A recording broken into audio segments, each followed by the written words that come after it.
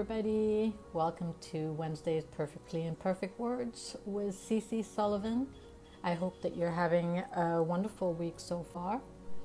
Last week, I received some really interesting questions in my inbox, and I answered them to the person in question who sent them.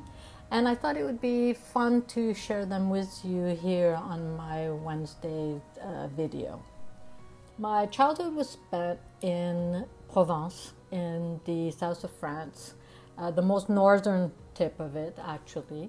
And as a child and with friends of mine, we spent most of our summers in a tiny little village surrounded by fields of lavender. And yes, it sounds as wonderful as it was. So anytime I see images that have fields of lavender and I get the scent of mint or lavender or thyme, takes me back to that time in my childhood. So I would have to say that that makes me smile the most.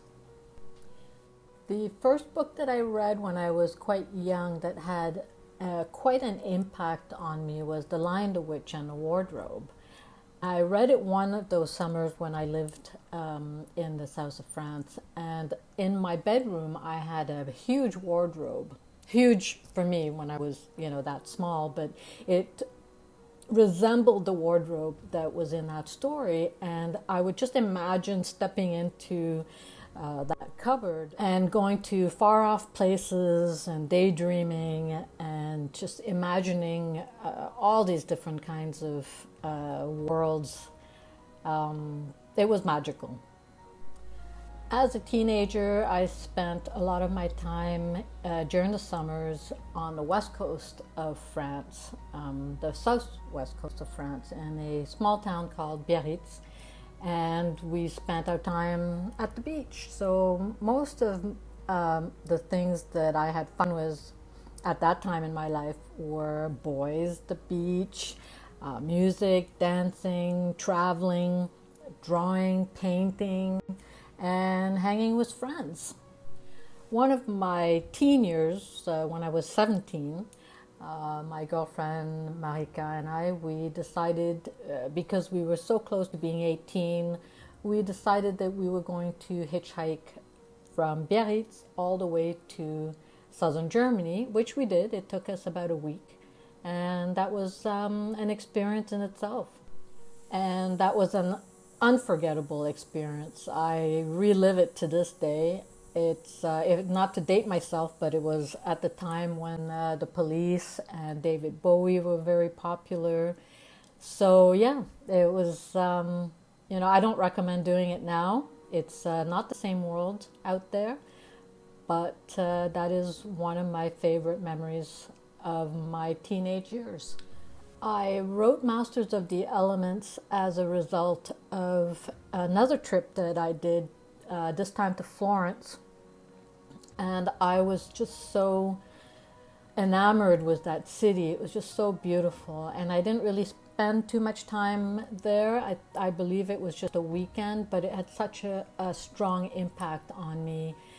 Later, I went back to get my Bachelor's of Fine Arts, and I studied the history of the Renaissance.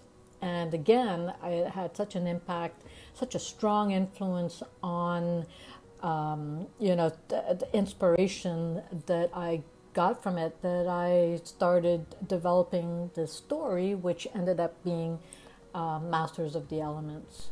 Masters of the Elements is a time travel portal fantasy reflecting the present day Florence, which is the one that I know, and the historical one, which is the one I studied. I recently read a book by Ray Bradbury called Zen in the Art of Writing, and it was a fascinating book. I loved every single word in it from cover to cover. And my favorite quote from it is this one: "He must ask himself, what do I really think of the world? What do I love, fear, hate?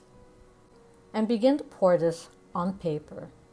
This question is hard to answer. I have so many favorites, Van Gogh, Vermeer, Dali. If I have to choose to be a piece of art, it would definitely be The Kiss by Auguste Rodin. I'm writing the second book of my Elements series called Warriors of the Elements, and it continues from Masters of the Elements. And I'm planning to have a November release date for that book. Thank you for joining me again for this week's Wednesday's Perfectly Imperfect Words with CC Sullivan, and I look forward to seeing you next week.